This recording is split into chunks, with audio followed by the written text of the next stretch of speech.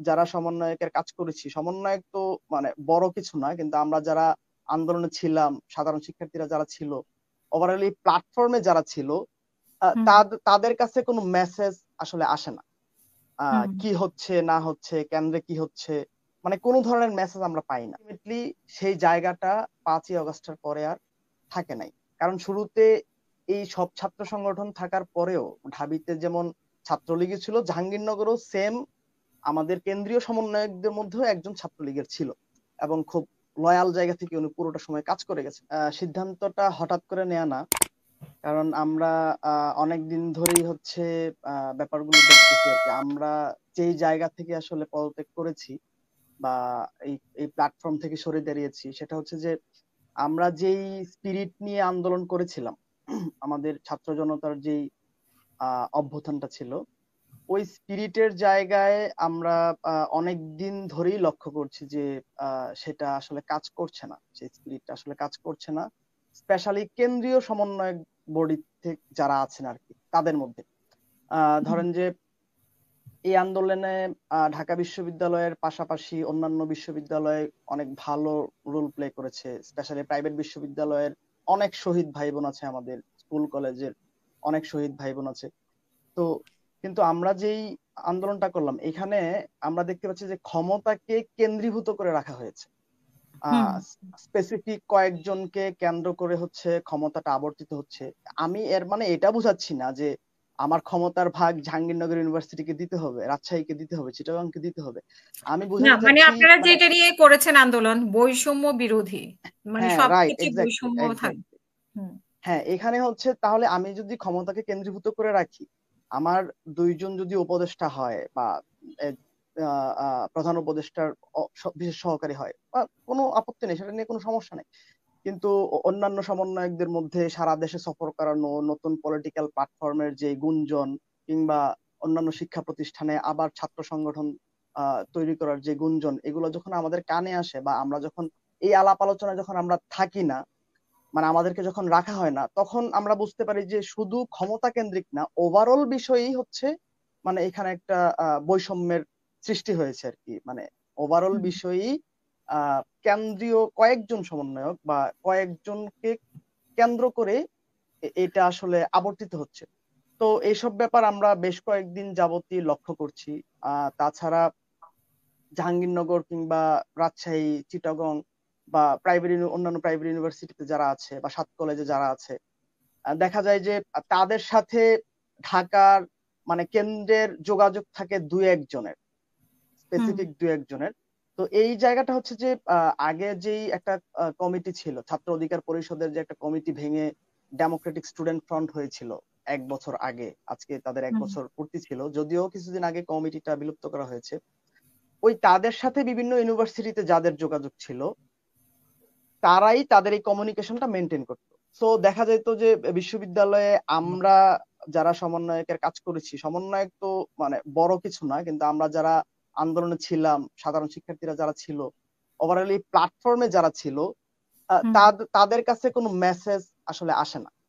হুম কি হচ্ছে না হচ্ছে, কেন্দ্রে কি হচ্ছে, মানে কোনো ধরনের মেসেজ আমরা পাই না। মানে তো এটা কি ঢাকা ওভারঅলি কেন্দ্রিক হয়ে গেছে, মানে ঢাকায় বা কেন্দ্রীয় কয়েকজন সমন্বয়কের কাছে এটা সীমাবদ্ধ হয়ে গেছে? এক্স্যাক্টলি এক্স্যাক্টলি, আমি দুইটা জিনিস হুম বোঝাতে চাচ্ছি। একটা হচ্ছে যে ঢাকা কেন্দ্রিক, আর একটা হচ্ছে যে ঢাকা থেকে আহ ছড়িয়ে পড়া ডেমোক্রেটিক স্টুডেন্ট ফ্রন্টের যে কমিটিটা ছিল, তাদের যেই পরিচিত লোকজন রাজশাহী, চিটাগং বা জাহাঙ্গীরনগর কিংবা অন্যান্য প্রাইভেট ইউনিভার্সিটিতে, তাদের সাথেই কমিউনিকেশনটা শুধু ছিল। ফলস্বরূপ দেখা গেছে বিভিন্ন কাজে বা বিভিন্ন ওয়ার্কশপে বা যে কোনো ধরনের ইস্যুতে শুধুমাত্র তাদেরই পার্টিসিপেশন ছিল। তাদের পার্টিসিপেশন বা তাদেরকেই মানে সামনে এগিয়ে নিয়ে যাওয়ার ব্যাপারটা ছিল। তো এই ব্যাপারগুলো আমরা 5ই আগস্টের পর থেকে খুব ভালোভাবে লক্ষ্য করছি, কিন্তু 5ই আগস্টের আগ পর্যন্ত আমরা সবাই যার যার জায়গা থেকে এই আন্দোলনে, যেহেতু আপামর ছাত্র জনতার আন্দোলন ছিল, যার যার জায়গা থেকে সবার স্বতঃস্ফূর্ত একটা অংশগ্রহণ ছিল।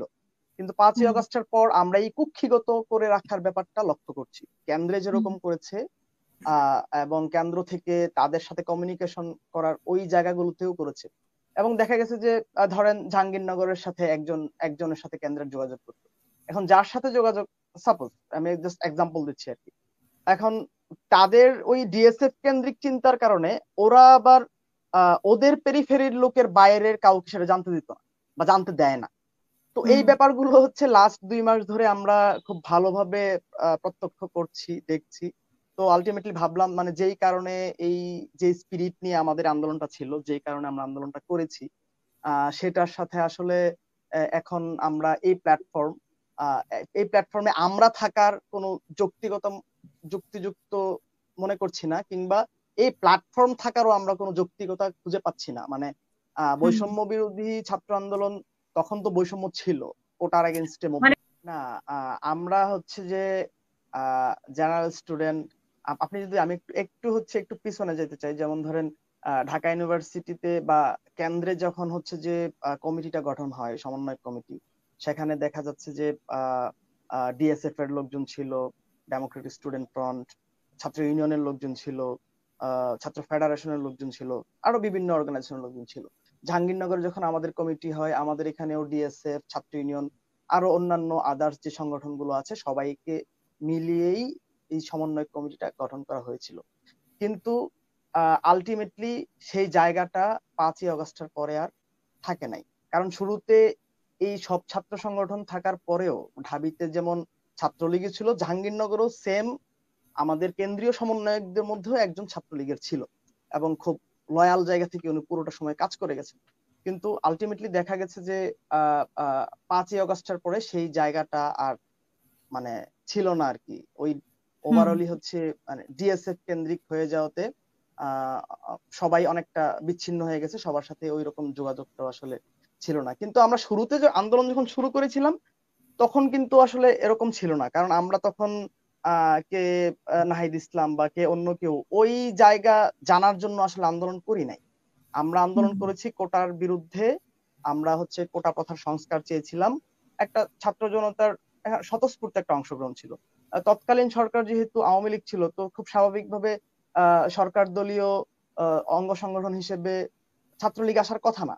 কিন্তু যৌক্তিক আন্দোলন হিসেবে জাহাঙ্গীরনগরও শুরু থেকেই ছাত্রলীগের একটা পার্টিসিপেশন ছিল, আমরা কেন্দ্রেও সেটা দেখেছি। তো এই জায়গায় সেটা কি শুরু থেকে ছাত্রলীগই ছিল নাকি ছাত্রলীগের নামে কোন শিবির, যেরকম আমরা ঢাকা বিশ্ববিদ্যালয়ে দেখলাম সেরকম কিছু ছিল? না না না, আমি যদি জাহাঙ্গীরনগর ডাইরেক্ট পার্সপেক্টিভে ছাত্রলীগ বলি, ছিল? হ্যাঁ ছাত্রলীগে ছিল। তো ব্যাপারটা হচ্ছে সব সংগঠনের মিলিয়ে যেহেতু শুরু করেছে, বা তো ওইখানে আসলে পরবর্তীতে দল গঠন হবে কিনা, রাজনৈতিক দল কিংবা ছাত্র সংগঠন আসবে কিনা, এই ব্যাপারটা আসলে আমরা ওয়াকিবহাল ছিলাম না। কিন্তু 5ই আগস্টের পরে যখন এটা শুধুমাত্র ডিএসএফ কেন্দ্রিক চিন্তা ভাবনা দেখছি, তখন এখন আবার নতুন করে রাজনৈতিক দল গঠন করা কিংবা ক্যাম্পাস গুলোতে নতুন ছাত্র সংগঠন ফরমেশন করা, এই ব্যাপারগুলো আসতেছে আর কি, যেটা আসলে এখন আমাদের সাথে আসলে কোনোভাবেই যাচ্ছে না। অসংখ্য